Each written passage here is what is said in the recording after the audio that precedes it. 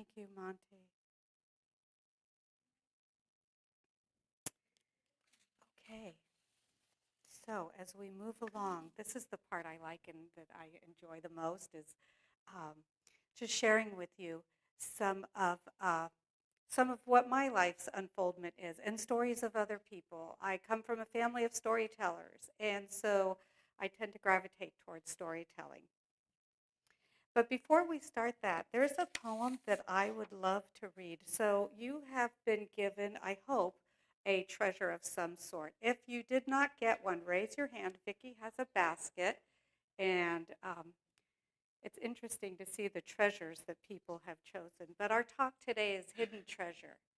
And so as we talk today and as I read this poem, if you would please hold on to that treasure that speaks to you. And the poem I'm about to read is one that many of you probably know, especially those of us that are past our 50s.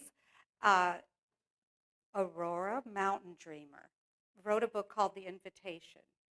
And she wrote a beautiful poem called The Invitation. And when I first started putting this together, I thought I'm just going to read the first couple lines, and I couldn't. Every time I just stopped. So you'll have to bear with this, but really sit in this beautiful poem. It's less than 2 minutes, and it talks about ourselves, our true selves, who we really are.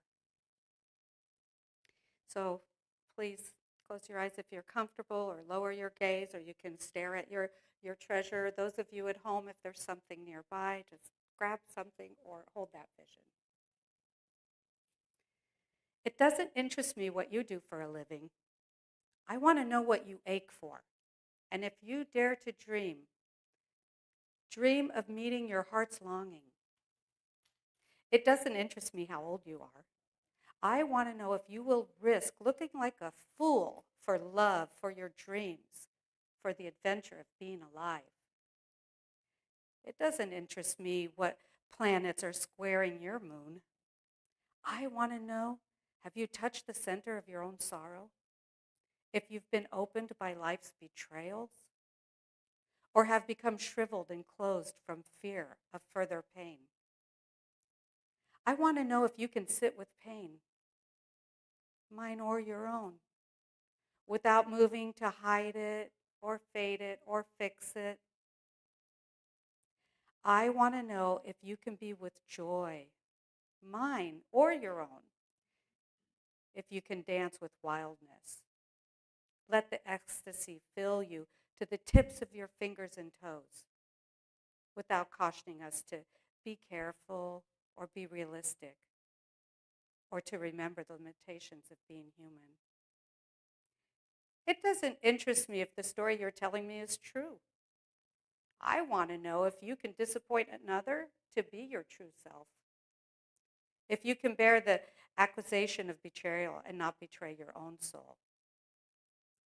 I want to know if you can be faithful and therefore be trustworthy.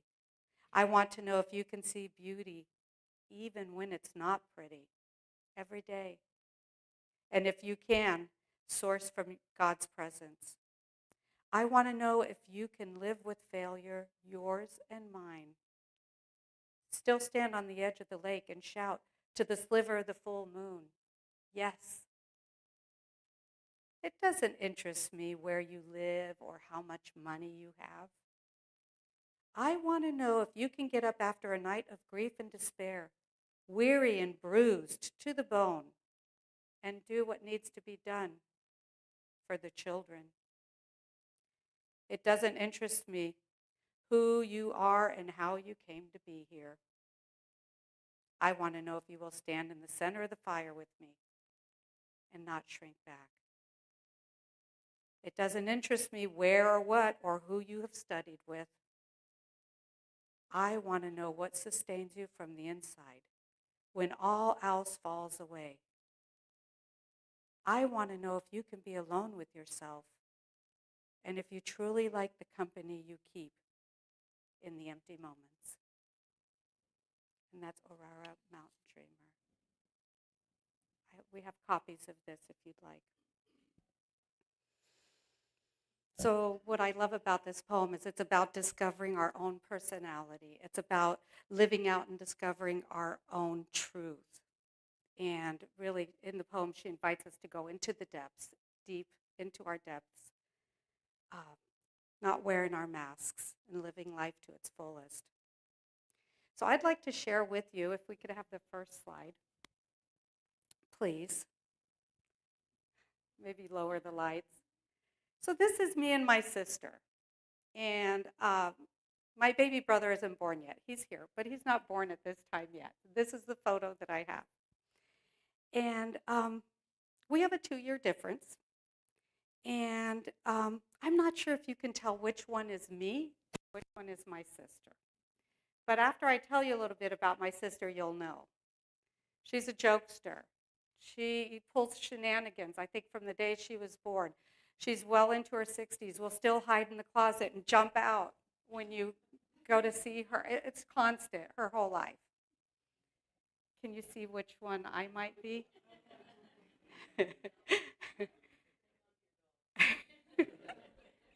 Exactly. Yeah, hang on to your doll. So me, I was the serious one. I was the quiet one. I was actually labeled as withdrawn and shy.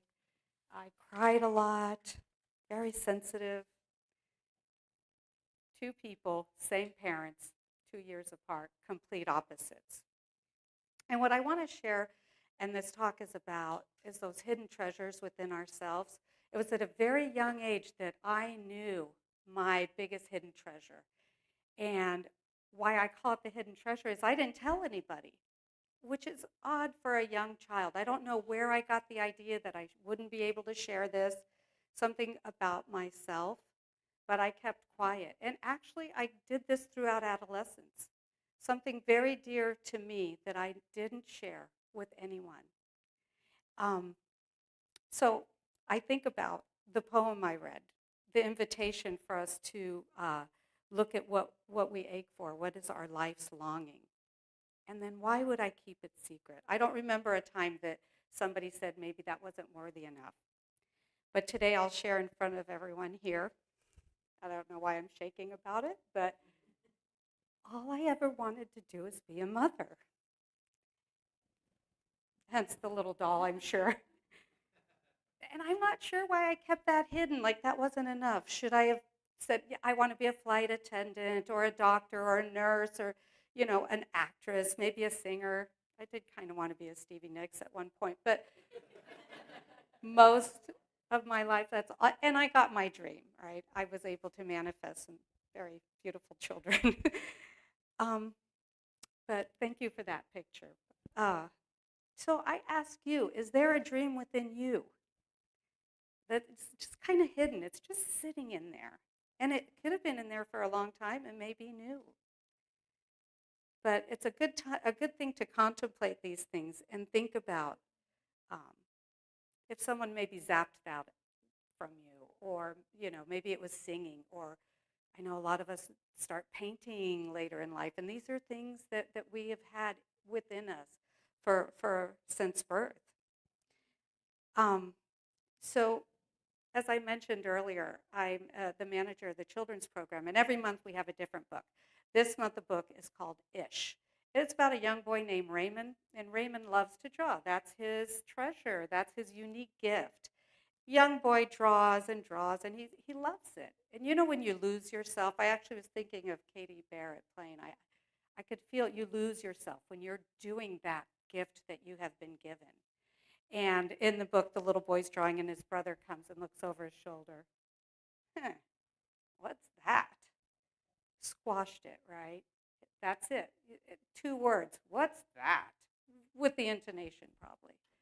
Um, and so the book goes on to talk about what is it that we're hiding, that we're not doing, and getting past some of that. So where do you lose your time? A lot of time can go by, and that would be a real indicator of your gift, of your treasure, of your uniqueness. I have to say that when I ask, all these years I ask people that are studying to be ministers or have been ministers. So what made you decide to be a minister? The answer is always the same. No, it was a calling. I didn't decide. It calls. And so there's many, many times in our lives where if we pay attention to that.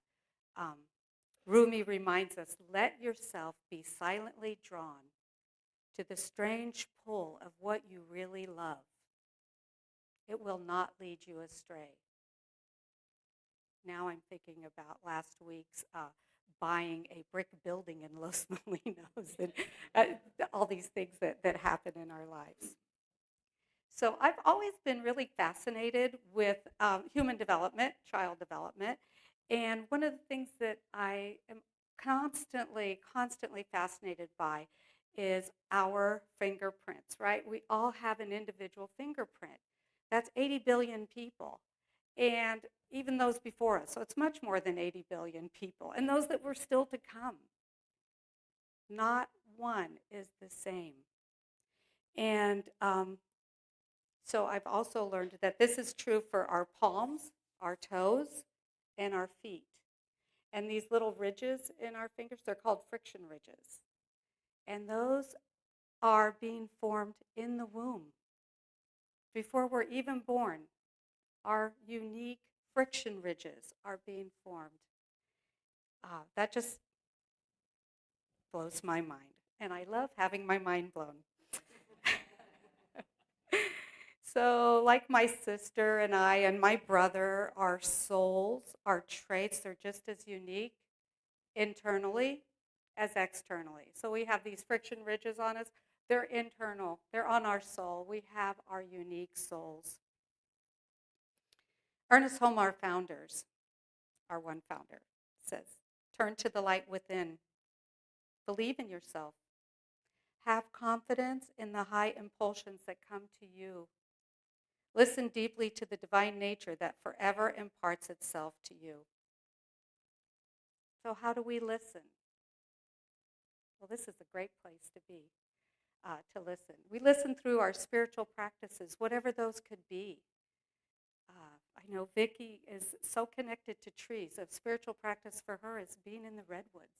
It doesn't have to be meditation, journaling, any of those different types of practices that we have. Sacred readings is my favorite. Silence, spiritual mind treatments. Those are all wonderful ways to listen. I wanted to bring this and share.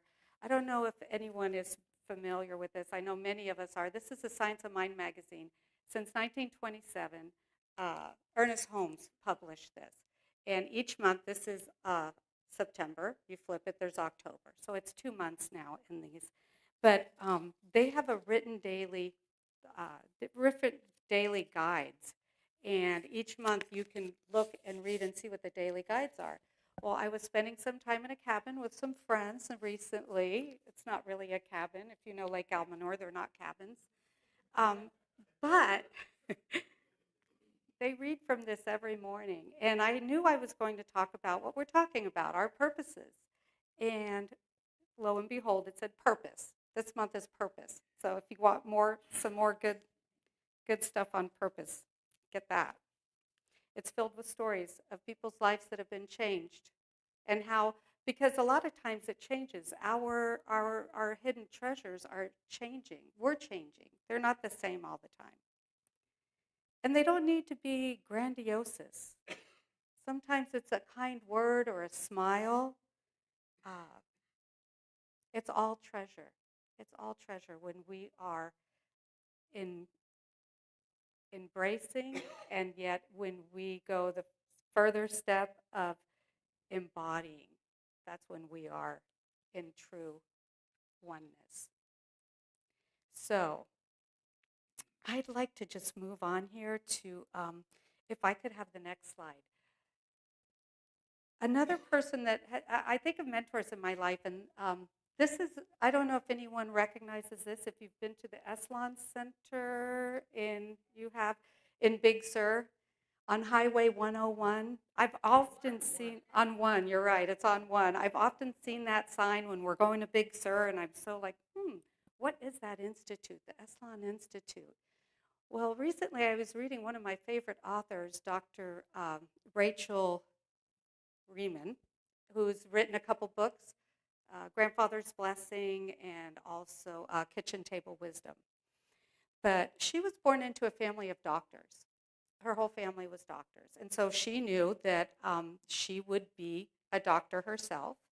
And she wanted to, her life's dream was to be a pediatrician and be the first woman head of pediatricians. So she did that. But then she was invited during 1972, she was invited to a program that they were doing here.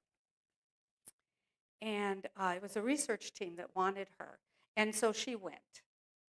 And this is the engaging. We engage, we embrace, and we embody. So she was engaging it. She thought, okay, I'm going to go to this. She went, and what happened to her was life-changing. She had always been a person of medicine, but all of a sudden, she said she had to surrender to what she would not have gone. She had to surrender to what was going on in the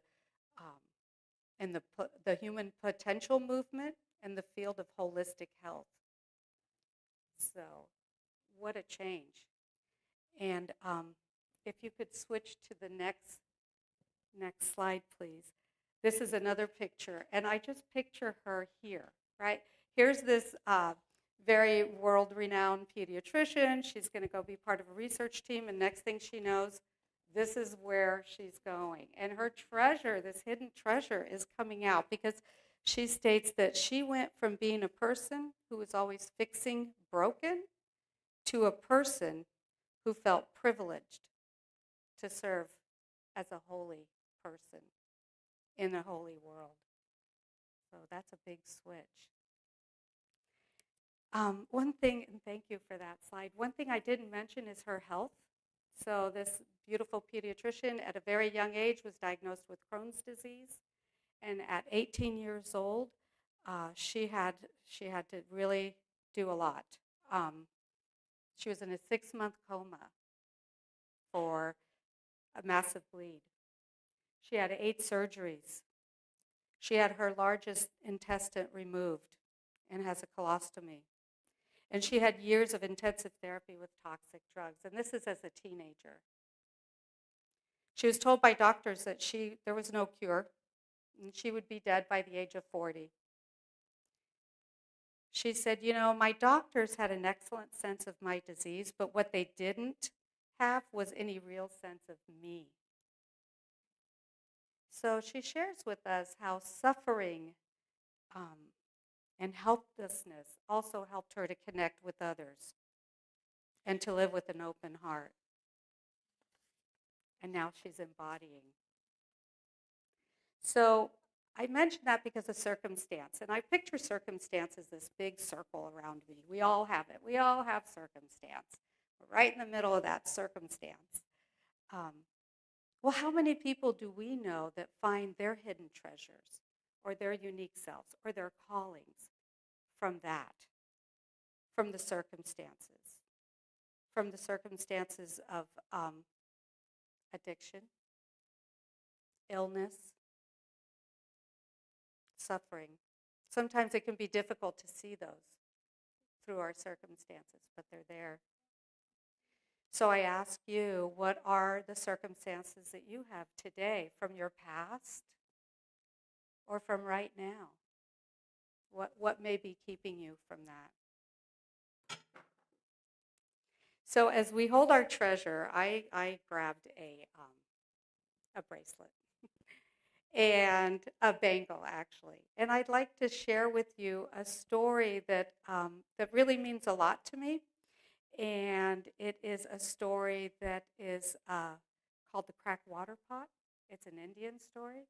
And this story has been told for different reasons. Often it's told for our imperfections.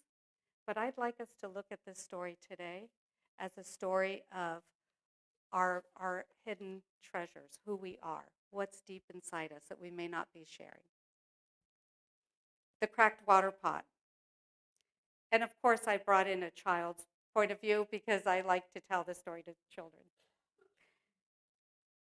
A young water bearer, a young boy in India, had 2 large pots, and each was hanging on a pole that went across his shoulders, across his neck. One pot was perfect, and it delivered full a full portion of water after a long walk from the stream to his master's house, while the other pot had a crack and it leaked. So it always arrived half full. For 2 years, the young boy delivered 1.5 pots of water to his master. Of course, the perfect pot was so proud of its accomplishments and proud of the water it brought, but then the cracked pot, it was ashamed of its imperfections, and it was miserable because it was only able to accomplish half of what it was made to do. It spoke to the water barrier one day at the stream. "I want to apologize to you." "Why?" said the boy. "Well, I'm only able to deliver half of the load because this crack on my side causes a leak. And because of my flaw, you do all this work and you don't get the value of your effort."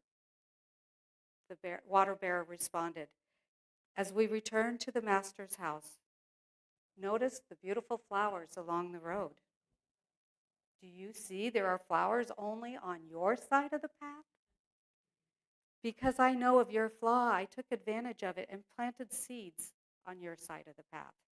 You water them every day, and I've been able to pick them to decorate the master's table. Without you being just as you are, he would not have this beautiful beauty to grace his house." So I ask you, our cracks, our imperfections, our treasures, our true self, to look deeply and see that those are the gifts. Those are the gifts of who we are.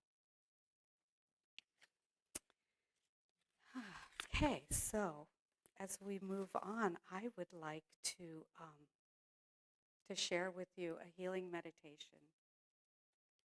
And it hasn't been mentioned today, but today is National Peace Day. 44 years of celebrating on September 21st, our peace. And so this meditation is